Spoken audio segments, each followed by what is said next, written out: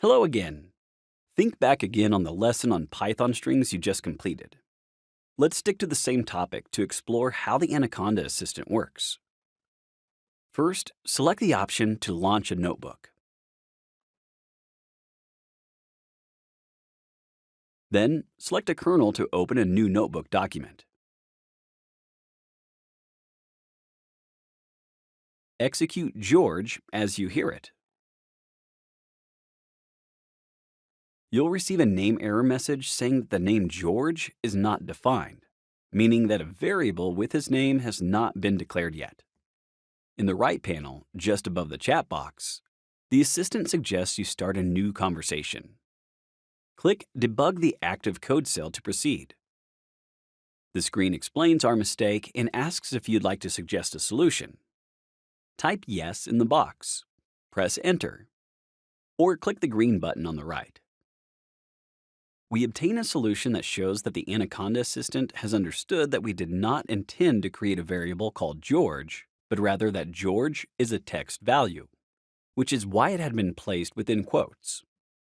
Additionally, as good practice suggests, this string has been assigned to a variable called name, which indicates its content.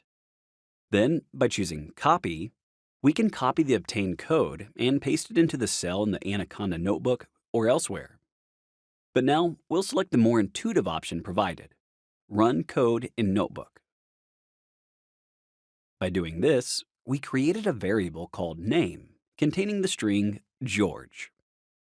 Great! Now, let's see if the generative AI models can help us solve a slightly more complex exercise. Imagine you were coding, locally or online, and while writing in a code cell, wanted to assign the value of 10 to a variable y. And suppose you wanted to print out the text $10 by referring to y.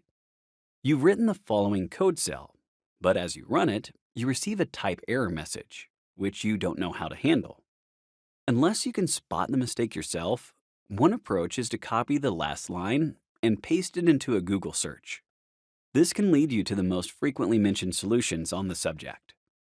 But if you produce the same error in a notebook and ask for assistance by clicking Debug the active code cell once again, you would obtain a precise explanation stating that in Python, you cannot concatenate variables of different types, such as an integer and a string, in such a scenario. You would also obtain a suggested solution pattern.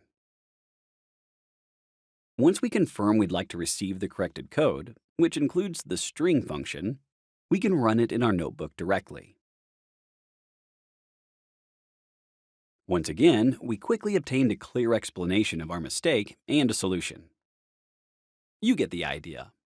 As your programs become more complex, you'll increasingly appreciate the impressive capabilities of this Anaconda tool. The trade-off is that the assistant may not always understand your requests, so you must ask questions about fragments from your code.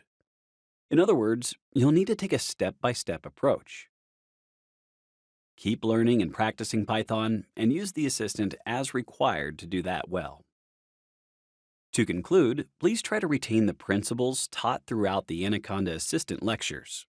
Anaconda's AI tool is constantly updated to provide the best solutions and suggestions. Therefore, receiving different outputs from the assistant when running the same commands on your end is natural. To optimize that AI tool, however, ensure you always interact as clearly as possible with its responses. Overall, what do you think? Quite exciting, isn't it? Thanks for watching.